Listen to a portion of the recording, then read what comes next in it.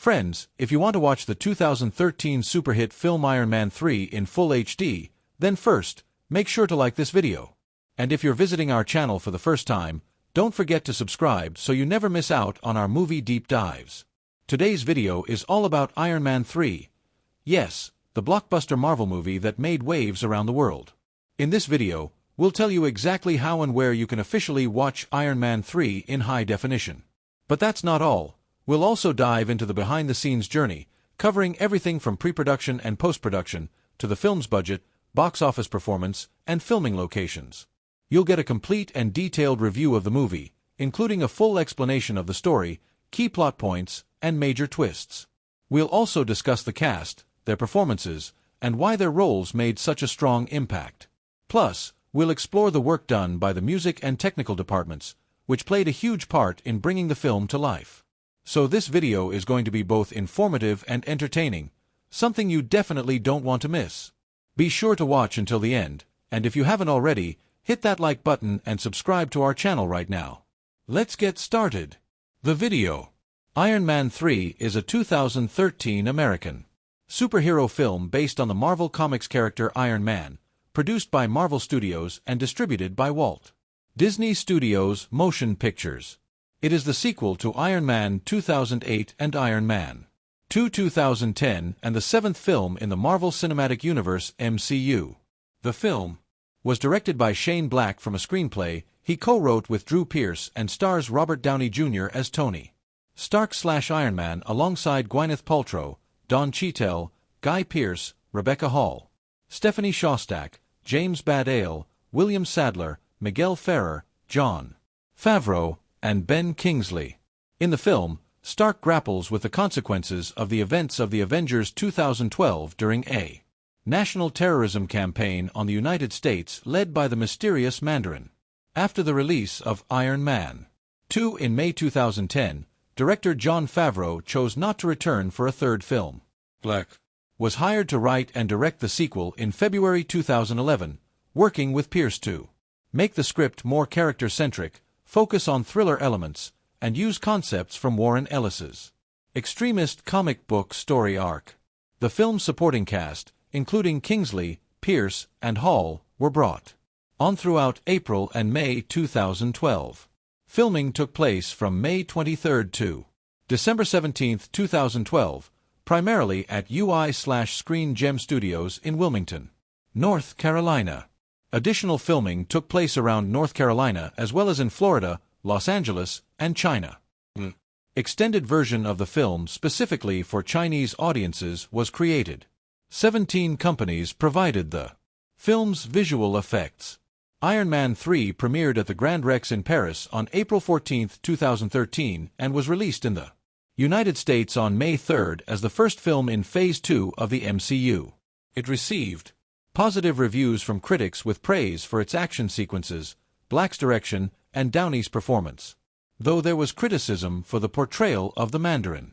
The film was a box office success, grossing over $1.20, $2 billion worldwide, making it the second highest grossing film of 2013 and the 16th film to gross over $1 billion. It finished its theatrical run as the fifth highest grossing film of all time, while its opening weekend was the sixth highest of all time. The film received Best Visual Effects nominations at the Academy Awards and the BAFTA Awards. Movie plot. At a New Year's Eve party in 1999, Tony Stark meets scientist Maya Hansen, the inventor of Extremists, an experimental regenerative treatment that allows recovery from crippling injuries. Disabled scientist Aldrich Killian offers them a place in his company Advanced Idea Mechanics, AIM, but Stark rejects him.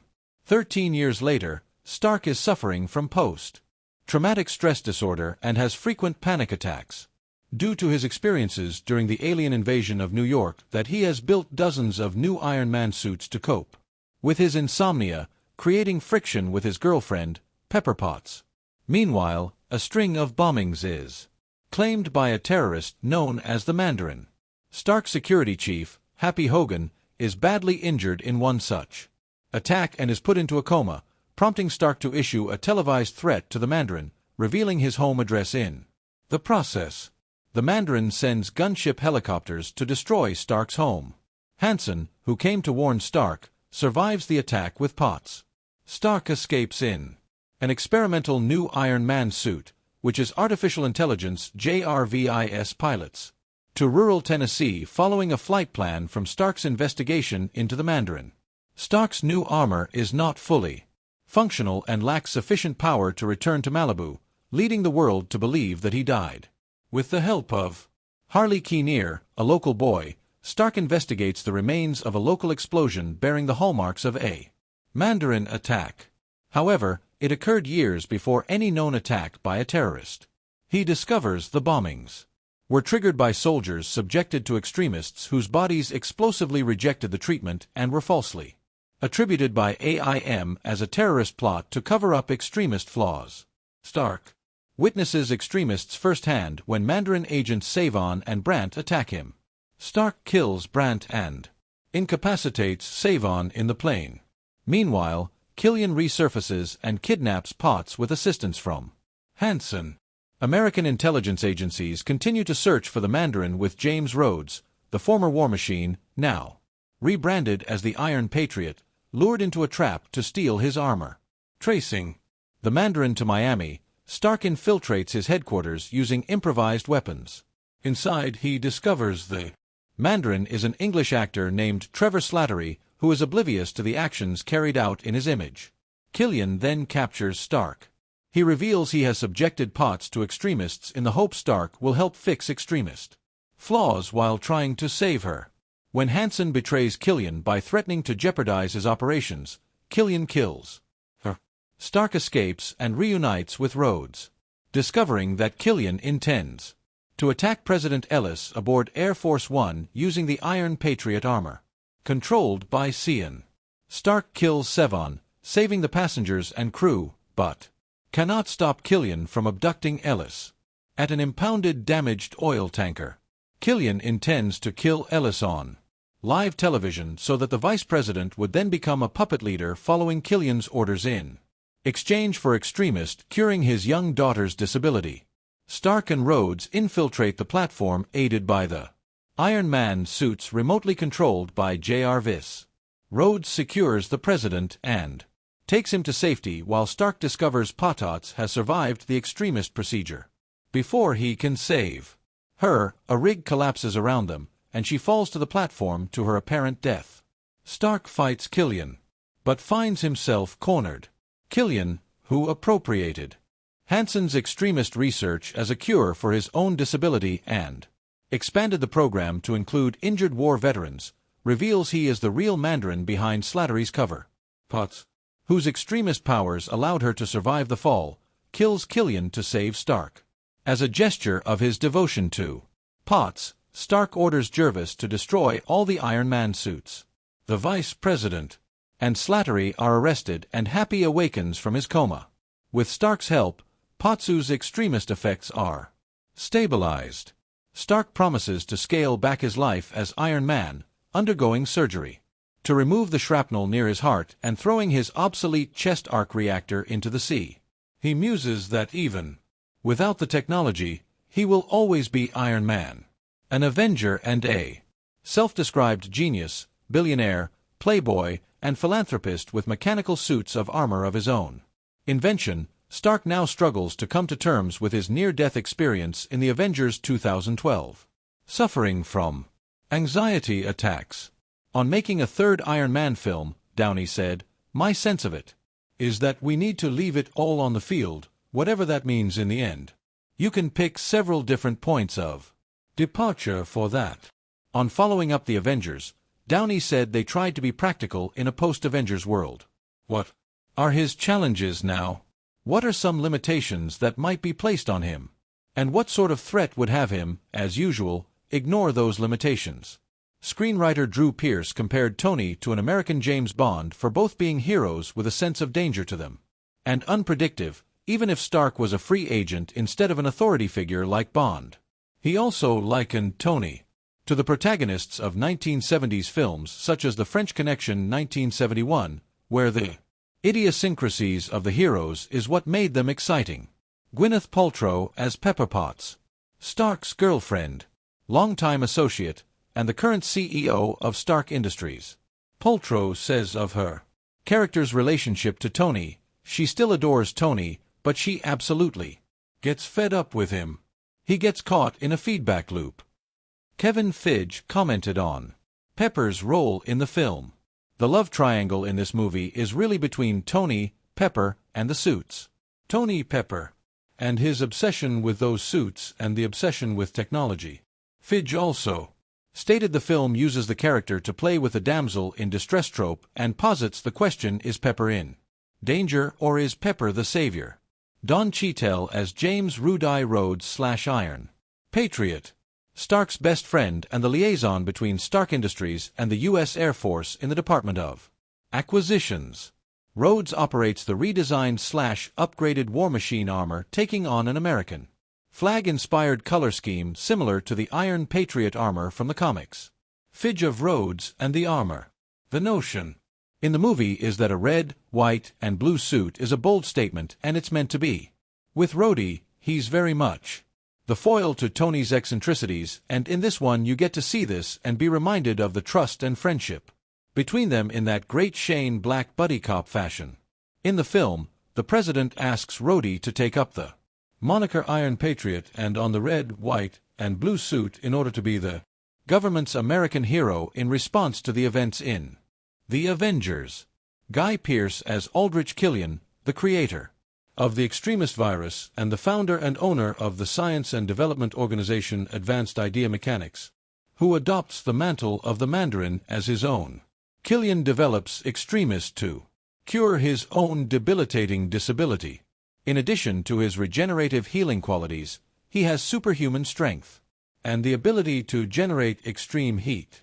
Prolonged exposure to extremists also grants him the ability to breathe fire. Pearce felt he was a little more experimental in the roles he was taking in his career and was not keen on appearing in a superhero film, but felt his role in this film was cameo stuff, which was a more enjoyable experience because he was working in concentrated spurts. Pearce described Killian as a man with physical disabilities who has never been able to accept those limitations and works to overcome them, continuing his tenacity and blind determination in fighting for a better life are seen by some as irritating, as he often comes across as obnoxious. Black felt that Pearce ultimately is the Mandarin in the film and that Marvel worked with him to come up with these crazy things, these far-out ideas that divert from established expectations from the comics. Rebecca Hall as Maya Hansen, a geneticist whose work helped Killian create Extremist. Hall said Hansen would be a strong female character and described her decision to take the role, saying, "I decided to do Iron Man 3 because I've never done the hurry up and wait movie before. Even the studio movies I've done have been small studio movies or indie films that we made on a wing and a prayer. I love those, but Iron Man is refreshing in a way because it's something out of my realm of experiences."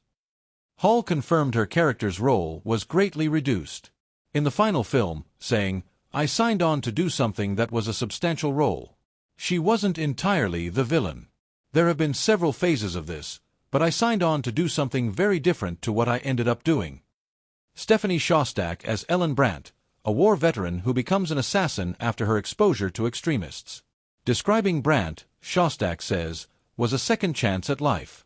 "We talked about what you feel like, and I think it almost makes you a fuller version of who you are. All your weakness and your qualities, just everything gets enhanced. I saw it as very freeing, almost you become your true self and your fantasy self all at once." The writers originally envisioned Brandt as Killian's main henchman who would return throughout the film to fight Tony, but eventually that role was reassigned to Eric Cian. James Badgedale as Eric Sivan, Killian's extremist-powered henchman. Dale stated that his character in the film was loosely based on the comic version of the character. According to Dale, Ben Kingsley is the mouthpiece. Guy Pearce's the brain. I'm the muscle. William Sadler as Matthew Ellis, the President of the United States, named after Warren Ellis, who wrote the Extremist comics arc that primarily influenced the film story. Miguel Farah as Rodriguez, the Vice President of the United States. Jon Favreau as Happy Hogan. Tony Stark's former bodyguard and chauffeur, who now serves as Stark Industries' head of security department. Favreau, who served as both actor and director on the previous 2 Iron Man films, said participating in the new film was like being a proud grandfather who doesn't have to change the diapers, but gets to play with the baby. Ben Kingsley as The Avengers. Guy Pearce as Aldrich Killian, the creator of the extremist virus and the founder and owner of the science and development organization Advanced Idea Mechanics, who adopts the mantle of the Mandarin as his own. Killian develops Extremist to cure his own debilitating disability. In addition to his regenerative healing qualities, he has superhuman strength and the ability to generate extreme heat. Prolonged exposure to extremists also grants him the ability to breathe fire. Pearce felt he was a little more experimental in the roles he was taking in his career and was not keen on appearing in a superhero film, but felt his role in this film was cameo stuff, which was a more enjoyable experience because he was working in concentrated spurts. Pearce described Killian as a man with physical disabilities who has never been able to accept those limitations and works to overcome them, continuing his tenacity and blind determination in fighting for a better life are seen by some as irritating, as he often comes across as obnoxious. Black felt that Pearce ultimately is the Mandarin in the film and that Marvel worked with him to come up with these crazy things, these far-out ideas that divert from established expectations from the comics. Rebecca Hall as Maya Hansen, a geneticist whose work helped Killian create Extremist. Hall said Hansen would be a strong female character and described her decision to take the role, saying, "I decided to do Iron Man 3 because I've never done the hurry up and wait movie before. Even the studio movies I've done have been small studio movies or indie films that we made on a wing and a prayer. I love those, but Iron Man is refreshing in a way because it's something out of my realm of experiences." Hall confirmed her character's role was greatly reduced in the final film, saying, "I signed on to do something that was a substantial role. She wasn't entirely the villain. There have been several phases of this, but I signed on to do something very different to what I ended up doing." Stephanie Shostak as Ellen Brandt, a war veteran who becomes an assassin after her exposure to extremists. Describing Brandt, Shostak says, was a second chance at life. "We talked about what you feel like, and I think it almost makes you a fuller version of who you are. All your weakness and your qualities, just everything gets enhanced. I saw it as very freeing, almost you become your true self and your fantasy self all at once." The writers originally envisioned Brandt as Killian's main henchman who would return throughout the film to fight Tony, but eventually that role was reassigned to Eric Cian. James Badgedale as Eric Sivan, Killian's extremist-powered henchman. Dale stated that his character in the film was loosely based on the comic version of the character. According to Dale, Ben Kingsley is the mouthpiece. Guy Pearce's the brain. I'm the muscle. William Sadler as Matthew Ellis, the President of the United States, named after Warren Ellis, who wrote the Extremist comics arc that primarily influenced the film story. Miguel Farah as Rodriguez, the Vice President of the United States. Jon Favreau as Happy Hogan. Tony Stark's former bodyguard and chauffeur, who now serves as Stark Industries' head of security department. Favreau, who served as both actor and director on the previous 2 Iron Man films, said participating in the new film was like being a proud grandfather who doesn't have to change the diapers, but gets to play with the baby. Ben Kingsley as to go about doing a part 3, if you're ever in that position, as I'm lucky enough to be, is to find a way that the first 2 weren't done yet. You have to find a way to make sure that the story that's emerging is still ongoing. And by the time you finish 3 will be something resembling the culmination of a trilogy. It's about how has the story not yet been completely told. And I think we're getting there. I think we've really found ways to make this feel organic and new based on what's come before. And that's what I'm happy about. Following the release of Iron Man 2, 2010, a conflict between Paramount Pictures, which had distribution rights to certain Marvel Comics properties, and the Walt Disney Company, Marvel Entertainment's then new corporate parent, clouded the timing and the distribution arrangement of a possible third film. On October 18, 2010, Walt Disney Studios agreed to pay Paramount at least $115 million for the worldwide distribution rights to Iron Man 3, with Disney, Marvel, and Paramount announcing a May 3, 2013 release date for the film. Iron Man 2008 and Iron Man 2 director Jon Favreau said in December 2010 that he would not direct Iron Man 3, opting to direct Magic Kingdom instead.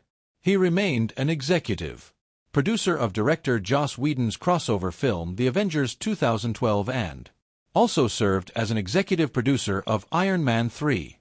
Also in 2010, Downey reached out to Shane Black, who directed him in Kiss Kiss Bang Bang 2005, to write and direct the film.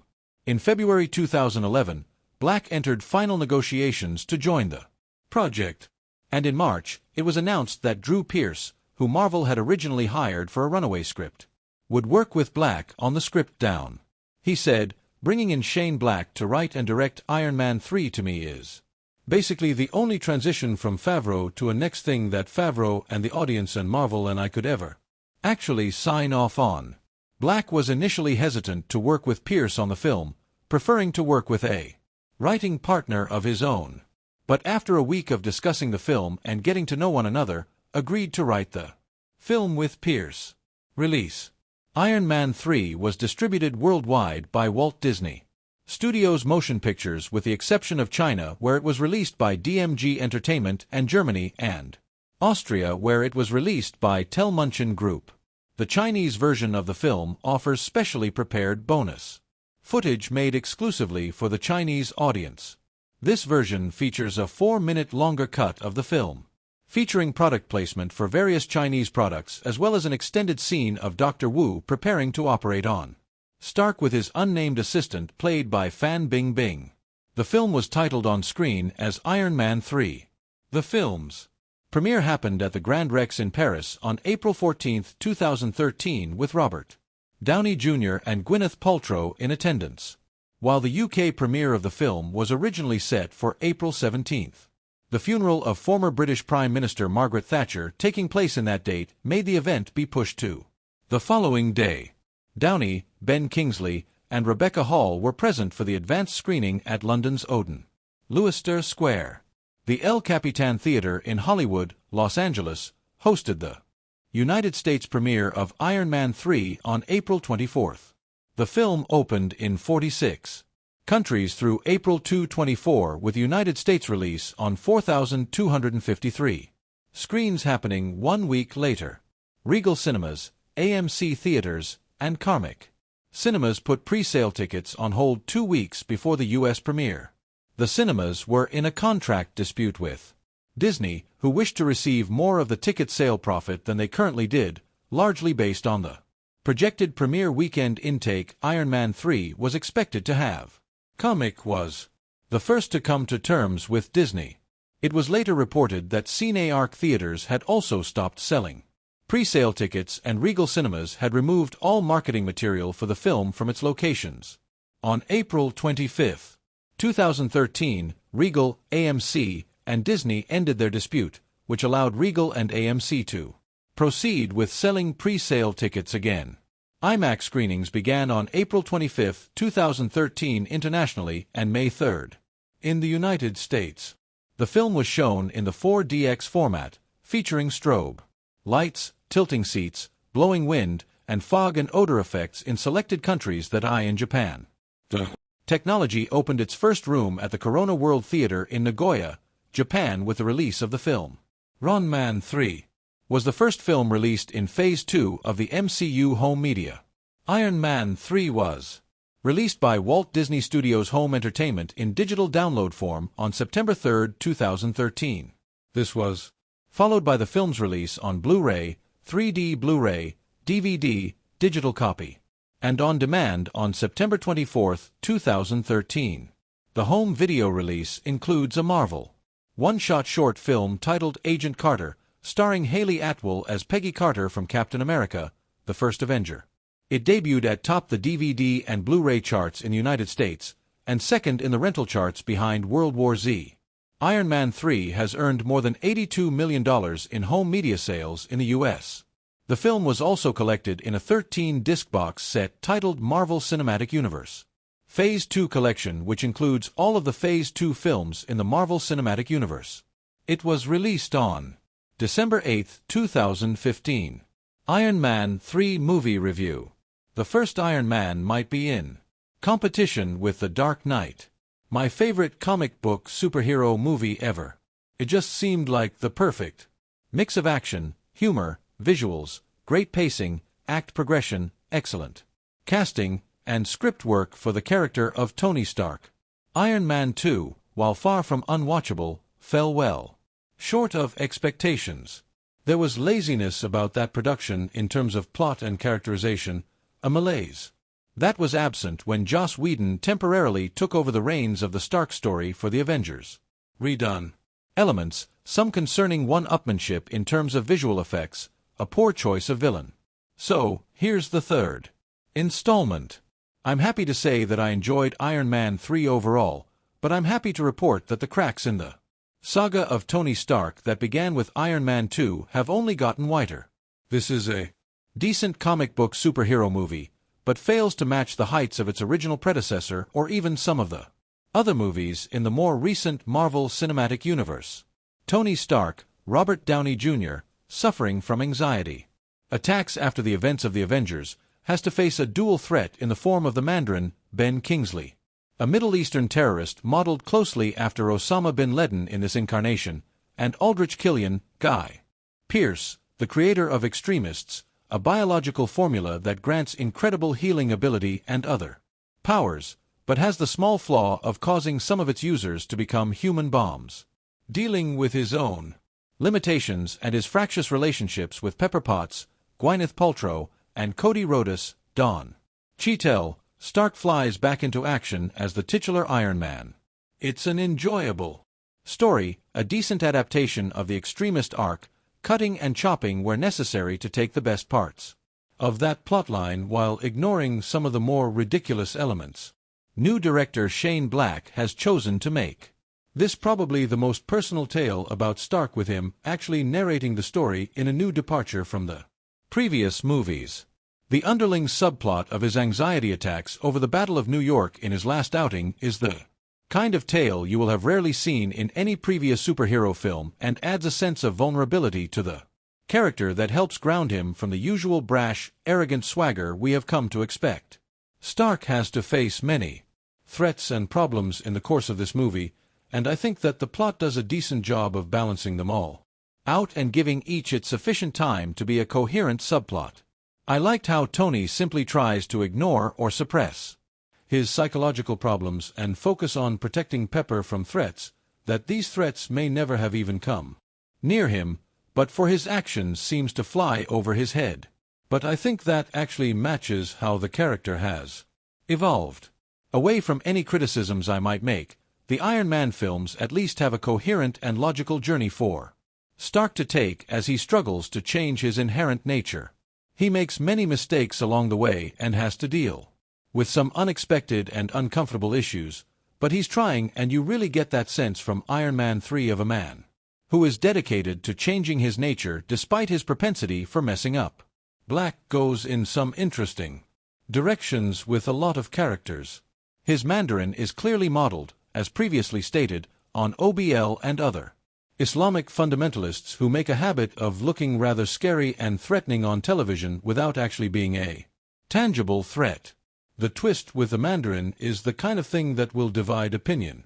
I thought it was rather clever and engaging personally, and reflected the sense that such terrorist leaders like Osama bin Laden find their true power only in pageantry and presentation. Bin Laden, like the Mandarin here, was an impressive scary-looking guy in shady videos denouncing America, but was shot down in his own bedroom where he had been hiding away. Like a woundlouse, his lack of true power revealed that Black took the decision to go this way with the Mandarin is to be commended. I think it's a brave and risky move. One of the people I saw it with was disgusted at the apparent waste of what is the closet Iron Man has to an archenemy, but I think it's a clever representation of the reality of terrorist leaders, the sort the Mandarin embodies, and a good commentary on the simple power of a scarily edited video clip, which grants the Mandarin an immense status as someone to fear when he really is just a comical puppet. The real threat is the guy that so many Americans would never suspect of such evil. But Killian is capable of exerting far more damage than the Middle Eastern demagogue. But that is not to say that it could have been done better. Too much humor is used with the Mandarin in the latter part of the movie. See below, and one can sympathize with the fans who see an iconic villain denigrated to such an extent. Another friend had an intriguing suggestion for how much of the same themes and ideas Black uses with the Mandarin could be maintained, but without making a total mockery of the character by making the Mandarin a real terrorist leader, but one that has aged, is no longer really effective, and has become senile and easily controlled. Perhaps even thinking that his 10 rings do indeed have magical powers as they do in the comic book source material. This would have kept him true enough to the original Mandarin character while still allowing for his present-day role as a hapless puppet of the real villain of the piece. Killian is a perfectly acceptable villain, though some rather concerning holes can be found all over his character and his plot. He's just a little short on depth for much of his motivation. It is inferred that he has a revenge wish on Stark for his treatment in the opening scenes, but it is never really made concrete. It is inferred that he hopes to replace the current president with a more sympathetic VP, but is never really made clear why the VP is going along with this. Committing treason and murder just to get a little girl her leg back seems rather extreme for someone in that position. And it wasn't even stated that the girl was his daughter. It is slightly inferred that he controls the 10 rings in order to have a false flag option to instill fear in Americans and maintain the richness of his own company AIM. But this is never made clear. And since it isn't, you cannot escape the question. Why all the elaborate song and dance with the Mandarin and the 10 rings at all when he could just use of his undetectable human bombs to kill the president during a public speech or something? All of those points are big deficiencies in Iron Man 3 for me. It scrapes a passing grade in my own Inception test, but only just. It's nice to see Pepper Potts being given a bit more to do than just be a damsel in distress. That she is the one who delivers the final blow to Killian was a smart move. A good reaction to the fact that she was mostly passive as Tony gets her into danger time and time again in the course of the movie. Marvel and its movies are just as guilty as anyone in sidelining female characters to too much of an extent. So, it's refreshing to actually see a woman kick some ass on occasion. Potts, like Stark, has also gone on a well-expanded upon journey. From personal assistant to company president to actually holding her own in a fight. While Iron Man 3 is a bit too long with plenty of scenes that could be shaved down a tad without really losing anything important, it's still paced pretty well, which is a skill that the Marvel movies all seem to share to some degree. Avengers is a masterpiece for that. From the opening flashback to Tony driving off into the sunset, I think the structure was pretty enjoyable. There is a fine balance found between dialogue-heavy scenes, investigation, and action. The Iron Man franchise has never been one for putting in a load of traditional superhero fight scenes within their running time, something I appreciate. And they do some unique things for action sequences here, too. Like the mansion destruction and saving the passengers of Air Force One that bring tension and excitement to the experience without a single punch being thrown. The big problem, though, is that I've seen this movie before, or at least very large, crucial elements of it. It's a bad guy who heads a corporation, Obadiah Stane, Justin Hammer. There's a big emphasis on new and improved suits, just like there was in number 2. Tony has a crippling personal problem to overcome, just like the palladium poisoning in number 2, or his relationship difficulties/S survivor's guilt in number 1. The bad guy largely becomes a victim of his own creations. The closing sequence features a gigantic amount of flying armor suits with no people in them, just like number 2. Lots of shots of Tony jumping into a suit. A distinct lack of change in the circumstances of the main characters by close of play despite valiant attempts to portray things otherwise. Tony losing his mansion and His chest magnet don't change his personal circumstance that much. I'm going to talk about all this a bit more at the conclusion and the warning bells they bring up in my mind. But for now, I'll simply say that much of the criticism of Iron Man 2 was how it was trying too much to be just like Iron Man in too many ways. Iron Man 3 cannot escape this criticism either. There seems to be points that every Iron Man movie, both in terms of plot, pacing, visual effects, and endgame need to hit. That makes the experience of viewing Iron Man 3 somewhat familiar at times, which is a major sticking point. Iron Man 3 adds plenty of new things and goes a very original way with the initial primary villain, but ultimately falls back on too many tropes of previous editions for my liking. Acting-wise, it's the usual good stuff we've come to expect from the set cast with some noteworthy additions for this installment. I suppose no matter how many plot holes I can find or other flaws to detract, you can always come back to the fact that the Marvel Studios' back catalog doesn't really have any moves where I would consider most of the acting to be of a mediocre or poor quality. Robert Downey Jr. remains as perfect for the role of Stark as he was in the first installment. It is a delicate job having to walk the fine line between brash arrogance and extreme competence. The Stark we see is the kind of man who truly gifted drifts between the womanizing playboy and the Wunderant of his generation. You're never left in any doubt about Stark's charm or his intelligence. And that's something RDJ has always excelled in this role, from the carefree quips that hide deeper problems or his stern action hero side. As previously mentioned, the big strength, especially this time around, is how Downey Jr. portrays a man who changes consciously. Iron Man showed us the all-too carefree genius forced to reevaluate his life. Iron Man 3 starts off with a flashback to remind us of that original problem before going on to present a man who has almost changed his life completely around. He remains obsessed with his toys and struggles with a committed relationship and how that really works. But life isn't perfect, and the Iron Man franchise shows that very well with its main character. Downey Jr. is easily the best actor in this Marvel continuity. And if anyone can carry this franchise into a fourth movie that could maintain my interest, it's him.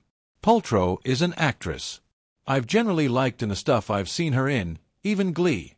And she's good here. She starts off as the sort of observer character that women too often become in movies of this type, but by the end she is able to fling herself into the action directly. But much more than that, Paltrow displays a certain sympathetic vulnerability at times that makes Potts very endearing. She's a successful career woman, but she's in a relationship where her other half seems very self-destructive, and that's something that she has to deal with. That she at first tries to understand, but then later flips out about. It was very human, and I like to see that in romantic subplots. Paltrow is good at other things though, and I'd like to zero in on one moment I really liked when she meets Killian for the first time in the movie. She goes in thinking he's the same crippled hairy mess she knew years ago, but finds a well-built, well-dressed specimen who oozes with charm and a suave nature. She's clearly impressed. But when he moves in to give her a peck on the cheek at their partying, she produces this uncomfortable, almost disgusted look for her face. That was a great moment to demonstrate the facade of the Killian character, who may have altered his body with the extremist technology, but is still the same weedy, repulsive individual he always was deep down inside. I have to give kudos to Paltrow for exhibiting that kind of silent emotion. Pierce I also enjoyed. For anyone to switch between the pathetic individual we see at the beginning to the masterful character of the rest of the movie is impressive. Pierce has a very engaging intensity to his performances, and I was reminded very much of his villainous turn in The Count of Monte Cristo when watching his Killian here. This is a villain all about pretense of becoming the exact opposite to the dweeb he was when he met Stark and Byrne. In fact, to become as close to Tony Stark as he can. But for all that pretense, his extremist powers are carefully teased out so that we come to believe him as a very real threat to Stark. Pierce's Killian is at pains to remain in control of his emotions all throughout the movie, even during the final confrontation, which makes the rare moments of explosion, like with the fire breathing and the last showdown, all the more memorable. Ben Kingsley, well, he's really playing two characters here. His Mandarin is everything you would expect him to be. Powerful, commanding, sinister, utterly calm, and utterly in control. Kingsley plays this act to a T, and nobody can possibly be expecting the swerve that comes midway through. The inspiration is very obvious for that side of the character, and I was certainly never in any doubt of the kind of evil the Mandarin represented. But Trevor, well, Trevor was something completely different. Kingsley plays this comic relief / wacky character very well, but I was almost a bit too gobsmacked to really pay much attention. The humor goes a bit too far by his final scenes, but Kingsley, at least, succeeds in making us believe that yes, Trevor is a good enough actor to play the part of the Mandarin, and that part of the scheme is viable. Don Cheadle is back as Cody Rhodes, now as the Iron Patriot as opposed to War Machine. Unfortunately, he doesn't really get a lot to do here other than play second fiddle to Stark, and his brief moments of solo activity are dragged down by comic elements that weren't really necessary. I like Cheadle, and I think he's stepped into Terren Howard's shoes as well as anyone could have, but he's limited here, even more than he was in number 2. War Machine shouldn't just be Tony Stark's sidekick. The use of the Iron Man technology by the military was a huge part of Iron Man 2. But this concern has been abandoned by Black in his outing, and Rhodes suffers as a character because of this. Most of the rest of the cast is pretty one-note. Rebecca Hall as the botanist who helps create extremists is a weirdly fluctuating character who switches between sympathetic to villainous at the push of a button. And I never really bought either state. James Badale of the Pacific, apparently playing Cold Blood, is acceptable enough as Killian's right-hand man, but has little to emote, aside from determination and swagger. Jon Favreau is back as Happy Hogan and has some of the better comic relief stuff to mark him out, but he's cameos for most of the movie. Nice to see some excellent continuity with Shaw Tubbs Ensign being present in the flashback. Paul Bettany is, as usual, great in his pretty minor recurring role of Jarvis the AI. The only other standout I can mention is Ty Simpkins as Harley, the young boy who Stark befriends during his temporary death.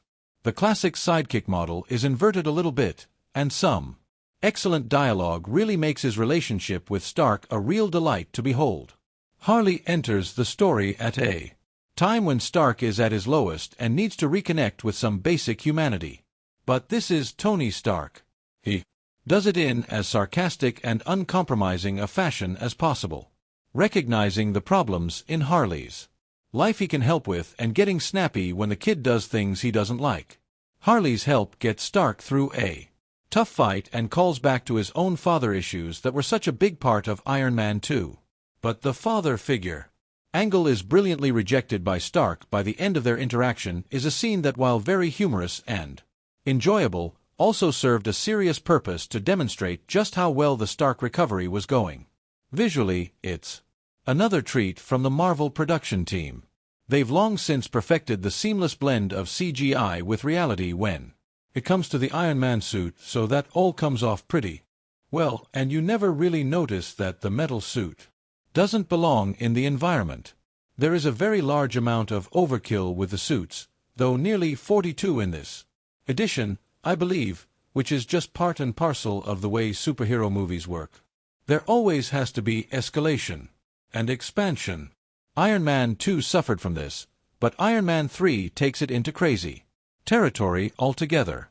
Having so many suits, which all come at Stark's command, and operates nearly independently of any human control, really dilutes the initially impressive nature of Stark's designs and brings into question any real sense of tension in the story.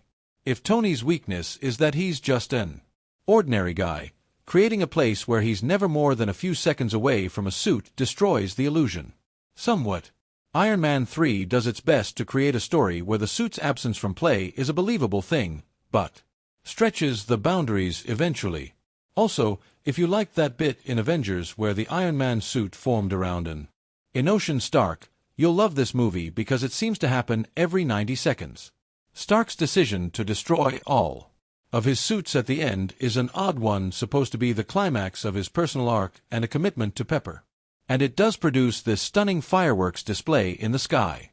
But it certainly won't stop Stark from being Iron Man. So it again all seems rather pointless. A very garish special effect. The extremist stuff is competently done in my opinion. It can be difficult to create a CGI rendering of intense heat. But I think they pull it off here.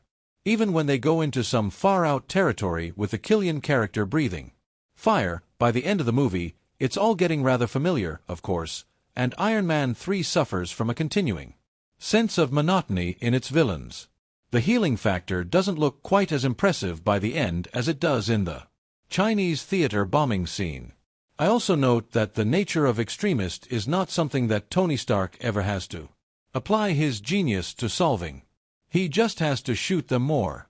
The one visual effect I want to give special praise to is the sequence where Stark's clifftop mansion is annihilated by the Mandarin's helicopters. I've always liked that set. I thought it complemented the Stark character and his lifestyle, a mix of playboy and engineering genius very well. To see it destroyed in so complete and comprehensive a fashion was oddly engaging, a testament to the work that had gone into designing it in the first place. The CGI work as the edifice and foundations crumble into the ocean, followed by the encompassing sight of huge chunks of it descending on a trapped and helpless Stark was thrilling, and I only wish that the production team hadn't showcased so much of this sequence in the trailers before the movie was released. It's a great action sequence of its own accord, and most of the fight scenes in Iron Man 3 are similarly well done. From the small-town fight with the extremist assassins to the final suit-filled confrontation at the dockyard, there's so much variety in that final fight as to be somewhat distracting, I suppose. And you wonder if some of the ideas presented in it could have been better served by being saved for a future installment. But it is a visual feast for the eyes between Stark's multi-piece suit, the Iger model, and the Iron Patriot, a beautifully painted version of War Machine that calls back to Captain America and his colors. The Marvel movies have always been shot in a fairly expert manner, mostly wide angles that take in as much of the environment as they can, utilizing the really pretty sets they've constructed. If the detail is there, use it. And they do in Iron Man 3. It's a very sleek, shiny production for the most part, which only better serves to mark out the more dank sequences like the haunting sight of Tony Stark dragging his battered armor through the snow. There is a good use and contrast between light and dark. Script-wise, it's another engaging effort, though it's let down in parts by an overabundance of comedy lines. Stark has been consistently written well in these movies, and that remains mostly in his back and forth with various sympathetic characters matched by his rare displays of sternness and seriousness. That doesn't change here. And Downey can match his great performance with a great script. The Mandarin pre-twist is written really well, very threatening and shudder-inducing. And if Black had chosen to actually keep him as a main villain, I'm sure he would have been effective right to the end. The humor stuff does let it all down, though. None of it is bad or not particularly funny. It's just in every single part of the movie, even the finale. Stark joking and degrading. Happy Hogan was funny. The stuff with the kid was funny. But the stuff with the hardcore Stark fan in the news van was just a little odd. And the repeated jokes about the unreliability of his latest armor, most notably as he prepares for the final face-off with Killian, was really badly placed. It disrupted the flow of the movie to too much of an extent, broke the tension sharply. I was too busy tittering at the sight of the 42 Malawian Quacha's armor slamming into pieces of off an obstacle to really be too emotionally invested in Stark's last battle with Killian. The post-credit scene, a practice I don't really like at the best of times, is also wasted on a humorous moment with Bruce Banner rather than setting up any future movies or plots. I'd prefer that another Hulk movie was being put into production, rather than Ruffalo being wasted like this. Then there is just some missing lines at times. The kind of one-note things that could just wrap up some of the plot points and make it a better experience. If Killian could just be a tiny bit clearer on his motivations to create the Mandarin in the first place. If the vice president could have a bit more on why exactly he's going along with Killian's scheme.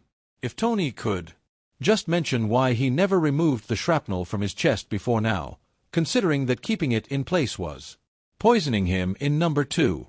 Just in that last one, even something as simple as this surgery was always too risky. Before, but I'm at a point in my life where I can't live with this stuff in me anymore would do it.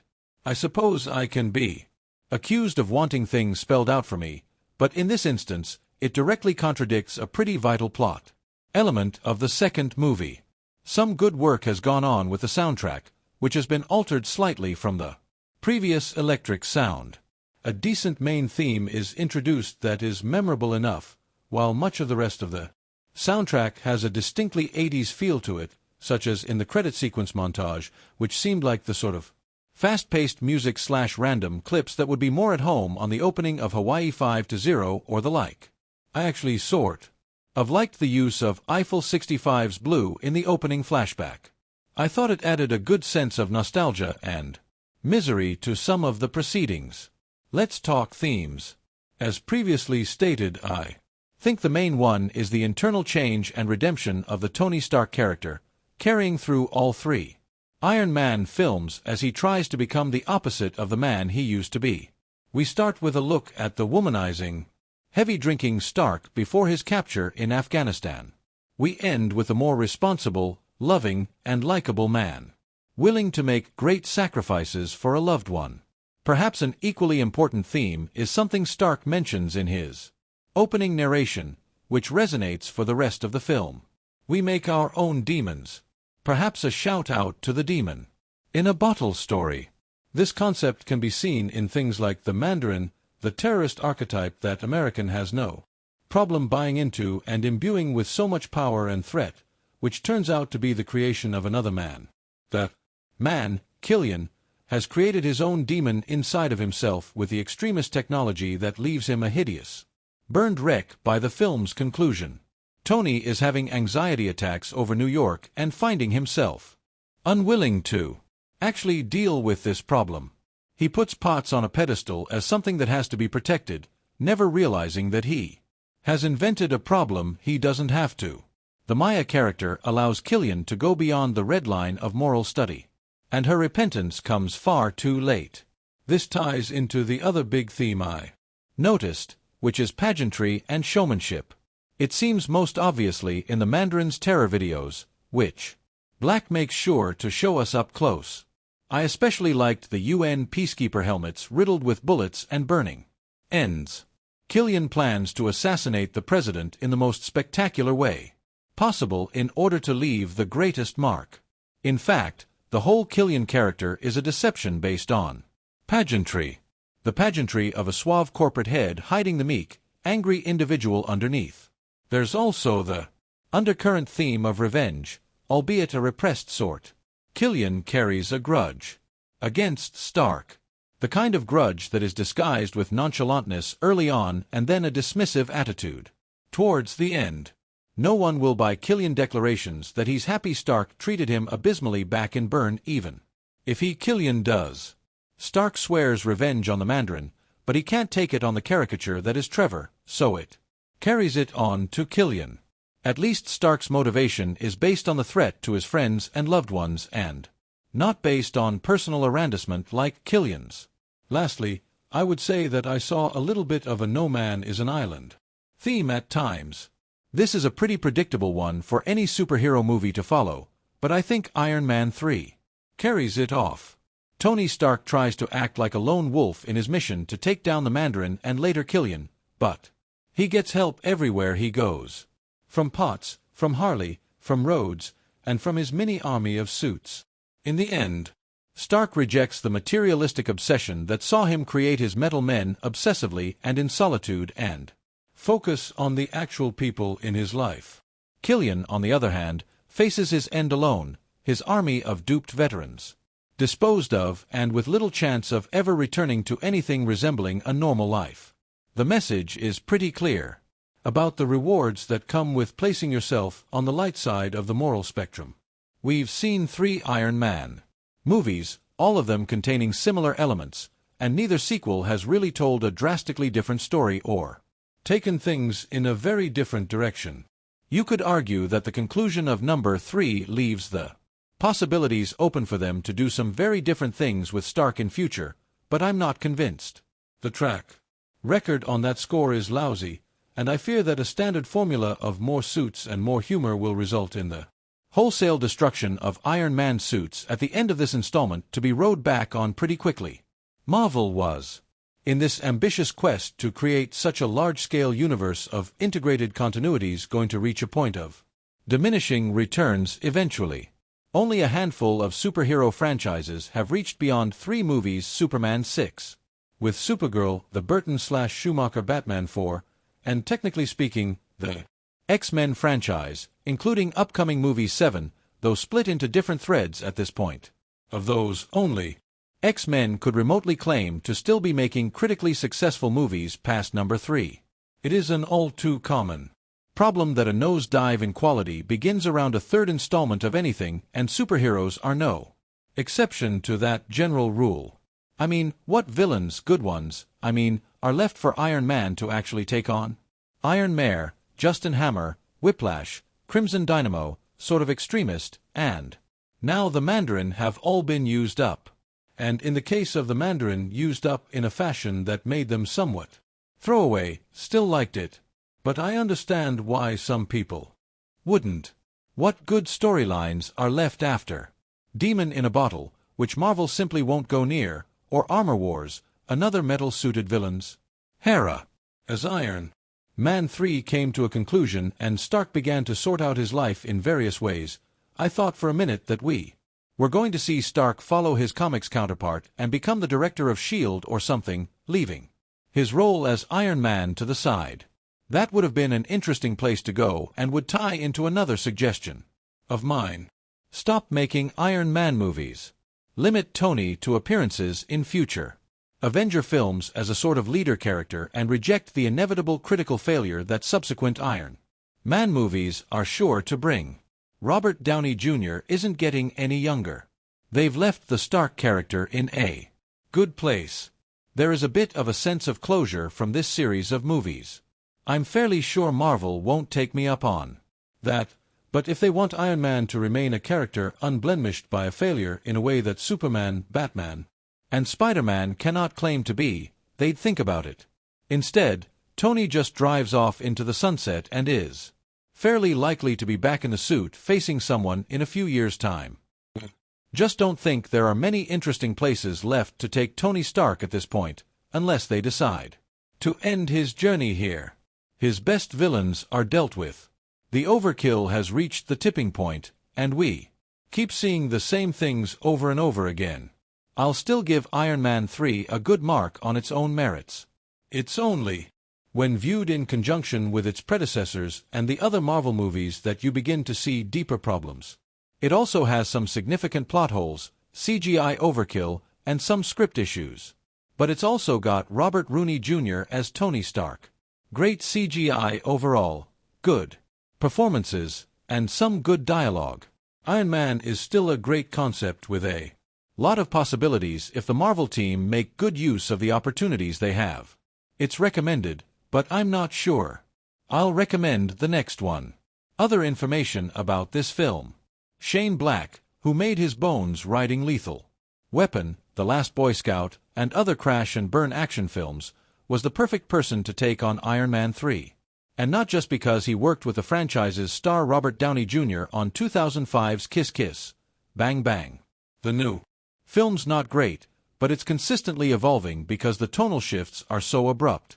One minute, it seems to care a great deal about what's happening. The next, it's sneering at the notion that anyone could care about anything that happens in a movie. For a franchise on the brink of fatigue, this attitude seems just about right.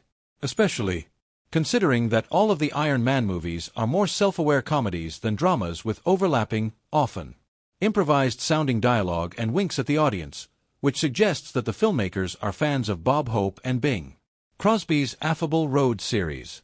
This is the kind of film in which the hero can swear revenge against the villain for injuring his friend. then a few scenes later earned big laughs from the sight of Tony Stark and Iron Man regalia, tottering down narrow stone steps like a drunk drag queen in nosebleed heels. Girl and a couple of lame quips. That's all you got. A female assassin taunts Tony. Sweetheart, he replies. That's the title of my autobiography. Of course, Iron Man 3, which pits Tony A against an Osama bin Laden-style terrorist guru known as the Mandarin Ben Kingsley, is a lot more brutal than the old Hope Crosby pictures. In fact, its violence stretches the PG-13 rating to the breaking point with lethal, if mostly bloodless, gunplay, and moments of wanton cruelty that would be jarring if the film weren't a cartoon fantasy in which pain and the laws of physics are largely theoretical. As in his other screen appearances, Tony survives high falls and supernatural body blows that would pulp a real person, but it's all of a piece with the film's dream logic. The story reunites most of the recurring cast, including Gwyneth Paltrow's Pepper Potts, CEO of Stark Enterprises, and Tony's girlfriend, Don Cheadle's Rhodey Rhodes, aka War Machine, rechristened Iron Patriot and enlisted in the ongoing war on Terror, and Jon Favreau's Happy Hogan, who's still guarding his quipster boss with big brotherly devotion. There are new gadgets, including a segmented prehensile Iron Man suit whose pieces are controlled via a receptor implanted in Tony's body and fly through the air, locking onto his arms and torso part by part. There's a love triangle, more of a tension triangle involving Tony Pepper and a supposed botanist named Maya Hansen, Rebecca Hall. And there's a mystery, or perhaps I should say mystery, since any sentient moviegoer will be able to guess how all the pieces lock together. Who is the Mandarin? What does he have to do with the dashing, charismatic entrepreneur-scientist Aldrich Killian? Guy Pearce, who wants to sell Stark Industries a metabolizing substance called extremists, which can create new limbs and heal sick bodies, but has certain side effects. How does Maya fit into all of this? Can the combined forces of the U.S. military and Stark Industries stop the Mandarin from bombing us into oblivion? Barring that, can they at least prevent him from simultaneously interrupting every broadcast in North America with his sermons on the moral failures of military-industrial capitalism? His sentiments are warmed over Nam Chsky, but they're brilliantly edited with flash cuts of terrorist training and stuff blowing up. Unlike Bin Laden, the Mandarin knows it's not enough to stand in front of a camera and rant.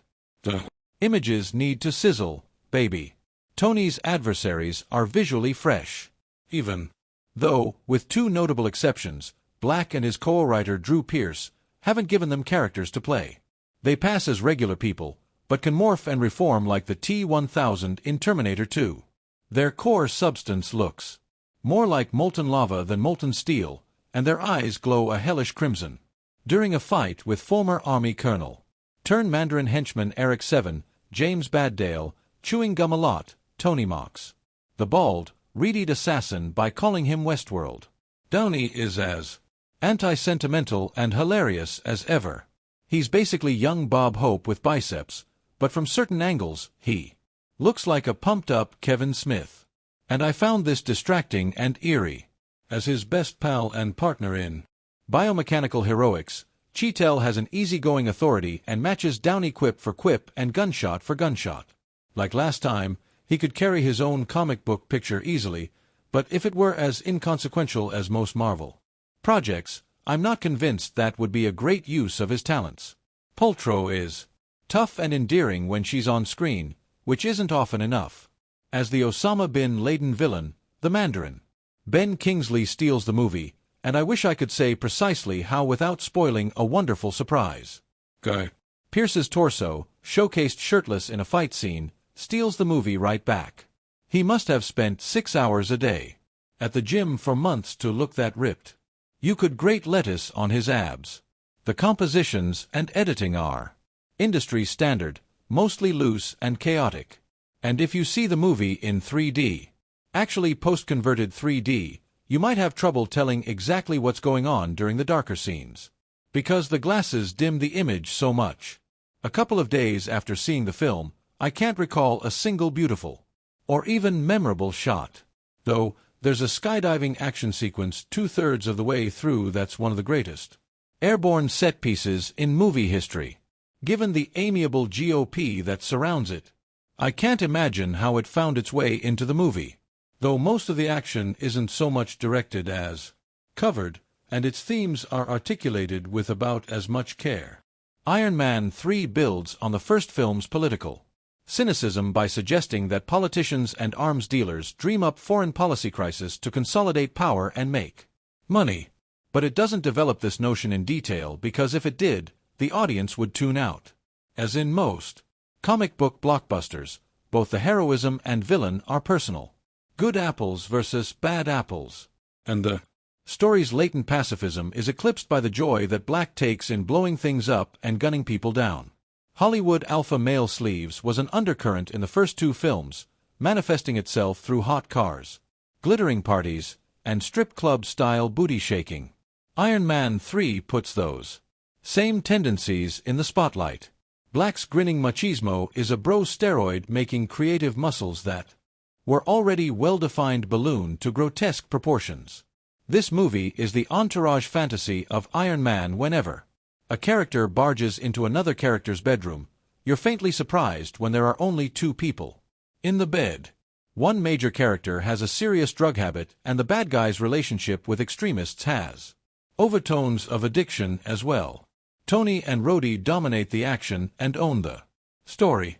Pepper spends long stretches of the picture pinned inside what looks like a defective Nautilus machine, but at least she gets to banter with Tony first. Maya doesn't get to do much besides express remorse over her connection to the mayhem, though she does have an unexpectedly touching conversation with Pepper that's filled with regret over bad roads she's taken. When Tony Stark's cliffside home is destroyed in a chopper attack, a moment prominently showcased in trailers, the audience gasps as if the film had shown a maniac slashing the Mona Lisa. And within this film's value framework, it does seem an obscenity. It's the greatest swinging bachelor pad ever put on film. At long last, Mandarin have you no decency. From his breakthrough as a screenwriter in Lethal Weapon to his directorial debut with 2005's Kiss Kiss, Bang Bang, Black has carved out a niche as a borderline parodist of crash and burn action, serving up moldy macho clichés while making fun of himself and the audience for loving them so much. The prototypical Shane Black hero shambles around presenting himself as a soul-dead cynic who's tired of the same old.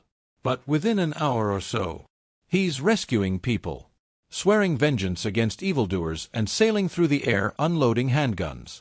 His stories straddle the midpoint of the kidding/not kidding scale like a little kid standing atop a seesaw on the playground, shifting his weight around to make the opposing ends rise or fall. Along the way, Black sprinkles self-aware jokes about the rules and traditions of the genre as if he's BLT Breck's meathead kid brother. Even his screenplays treat commercial screenwriting conventions as a big shared joke. Remember Jimmy's friend Henry, who we met briefly at the opening of the film? Black asks in the script for 1991's The Last Boy Scout. Of course, you do. You're a highly paid script reader or development person. There's a brief subplot teaming Tony with a fatherless child that you half expect will mutate into daddy issues sentimentality, but it doesn't because Tony doesn't roll like that. Downey narrates the beginning and end of the picture. I wish Black had gone all out and had him narrate the entire thing. A la Kiss Bang Bang with asides into the camera. Hey, you know what I'm going to invent next? A Hulk signal. The next film will be 20 minutes long. 3 signs you're watching a Shane Black movie. It's Christmas. There's a meta voiceover and some of the best lines are dispensed by designer-suited henchmen. Pleasingly, Iron Man 3 ticks every box.